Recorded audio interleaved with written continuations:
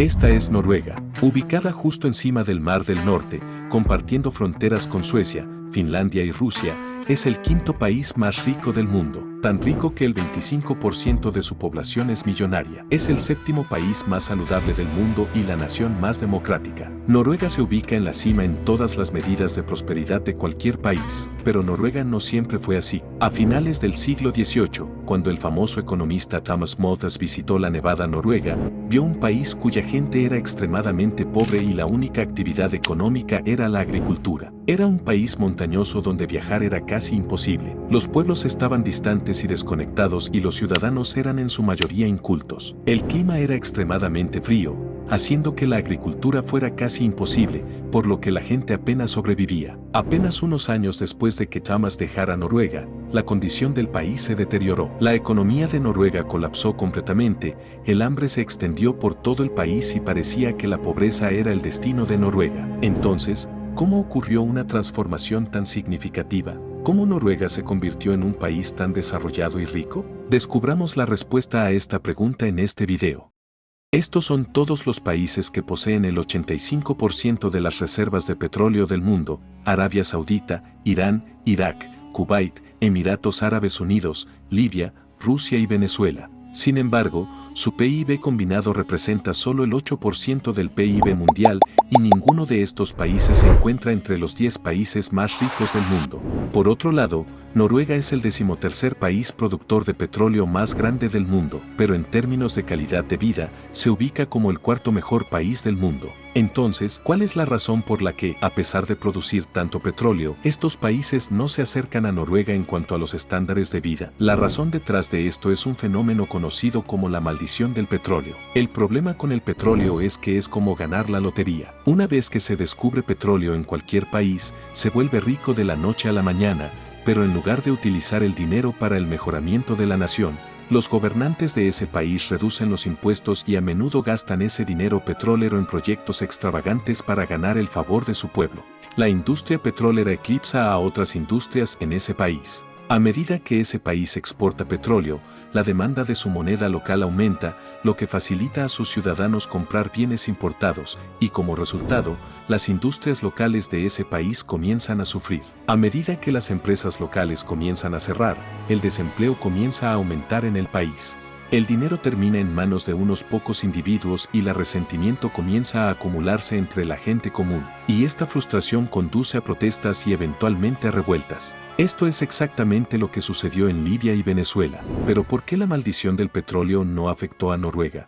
Bueno, debido a su excelente ubicación portuaria, la economía entera de Noruega dependía en gran medida del comercio marítimo a principios del siglo XIX. Noruega exportaba madera, pescado y varios minerales a países europeos y asiáticos a través de embarcaciones marítimas. A principios del siglo XIX, Noruega tenía la cuarta flota marítima más grande del mundo, lo que le permitía controlar aproximadamente el 30% del comercio marítimo en el Mar del Norte. Junto con esto, el paso más significativo que dio Noruega fue establecer un sistema parlamentario. Su propósito fundamental era prevenir que el poder político y el dinero cayeran en manos de un solo individuo o partido. Noruega también recibió otro favor de la naturaleza, y fue el potencial para la generación barata de energía hidroeléctrica. Sin embargo, en ese momento, el 75% de las empresas generadoras de energía hidroeléctrica en Noruega eran propiedad de extranjeros, lo cual era bastante inquietante para el gobierno noruego. La empresa noruega no estaba contenta con que empresas extranjeras poseyeran sus recursos naturales,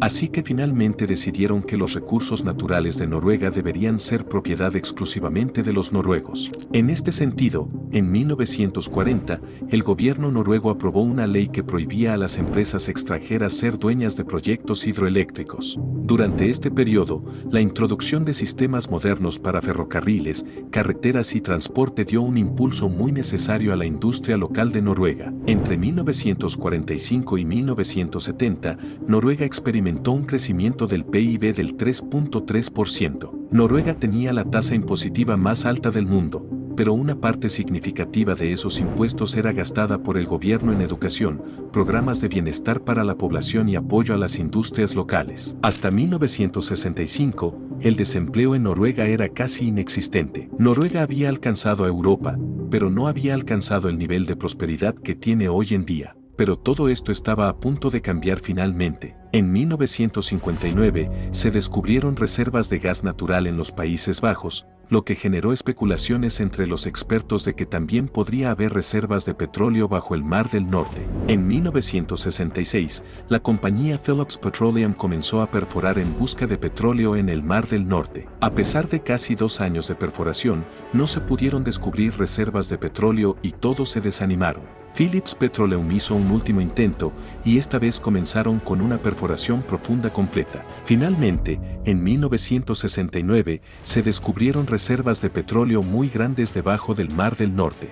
En los siguientes 10 años, la producción de petróleo de Noruega superó la de cualquier otro país en el mundo. El sector petrolero comenzó a crear miles de empleos. Pueblos pesqueros simples se convirtieron en potencias petroleras. Miles de millones de dólares comenzaron a fluir y el destino de Noruega cambió. ¿Pero acaso los países del Medio Oriente no experimentaron lo mismo? Entonces, ¿qué hizo Noruega de manera diferente? Básicamente, el gobierno de Noruega ya había aprobado una ley que establecía que ningún partido o individuo controlaría los recursos naturales, y todos los ingresos resultantes se destinarían únicamente al bienestar del pueblo. Todas las ganancias del petróleo se destinaron a infraestructura y educación. Noruega podría haber reducido los impuestos como los Emiratos Árabes Unidos y Arabia Saudita, pero en lugar de hacerlo, continuó recaudando impuestos y los reinvertía en el pueblo. En segundo lugar, para promover otros sectores del país, el gobierno noruego estableció un fondo de pensiones en 1990. Su único propósito era invertir en empresas fuera del sector petrolero dentro de Noruega. El mayor beneficio de esto fue que otras industrias locales en Noruega comenzaron a florecer. Como resultado,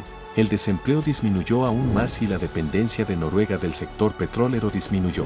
Noruega también se convirtió en el principal exportador de madera, papel, metales y otros minerales, y finalmente se convirtió en uno de los países más desarrollados del mundo. Los recursos naturales que posee Noruega están disponibles para muchos otros países hoy en día, pero no pueden replicar el éxito de Noruega. ¿Por qué es eso? La diferencia radica en una democracia real, planificación a largo plazo y una preocupación genuina por su pueblo. Si hablamos de América del Sur, está bendecida con muchos más recursos que Noruega, pero debido a la inestabilidad política, la planificación a corto plazo y la corrupción, este continente rico en recursos ha fracasado en aprovechar su verdadero potencial.